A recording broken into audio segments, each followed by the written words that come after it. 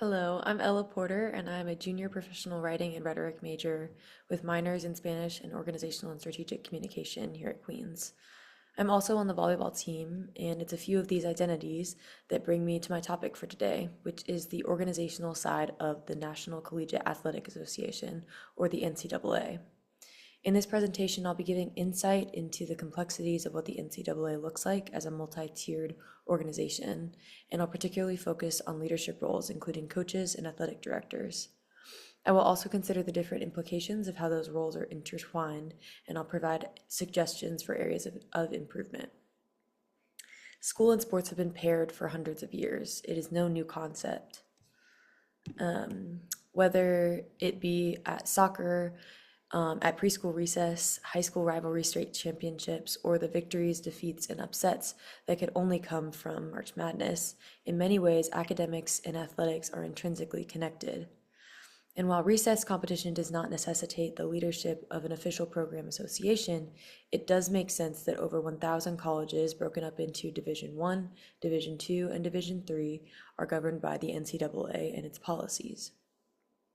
The NCAA is a business, an organization just like an accounting firm or a grocery store or a bank, even though sometimes it might not seem to be one. Athletes are employed by their coaching staff, consisting of a head coach and one or multiple assistant, associate, or graduate assistant coaches. These coaches, along with the athletic training staff, fall under the leadership of an athletic director who facilitates, organizes, and instructs the whole of athletics program. That athletic director could also have assistants to distribute workload and cater to individual strengths. In essence, this organization seems adequately structured, aimed toward success, but in reality, it is much more complicated.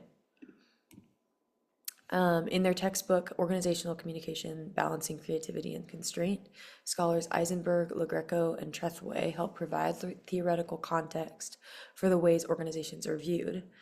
As far as how the NCAA is viewed, I would look to the practical view because it is essentially straightforward. Each person answers to the leader ahead of them. Specifically, the productivity through people bullet point from that chapter highlights this view's values when it reads, quote, "A quality product depends on quality workers throughout the organization," end quote.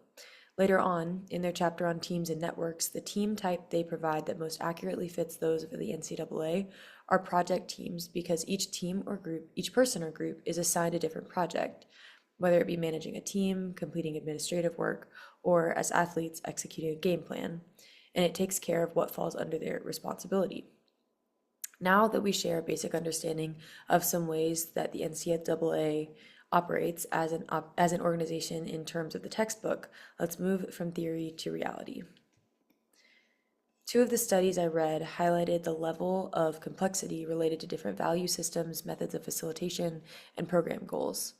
Among these coaches' top priorities for their programs, strong opinions for and against seeing coaches as educators, and much more.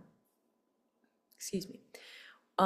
What these conflicts have in common is that the groups leading these organizations, head coaches, athletic directors, etc., are individualized when it comes to values. When they're misaligned, it makes effectiveness as a program harder to achieve.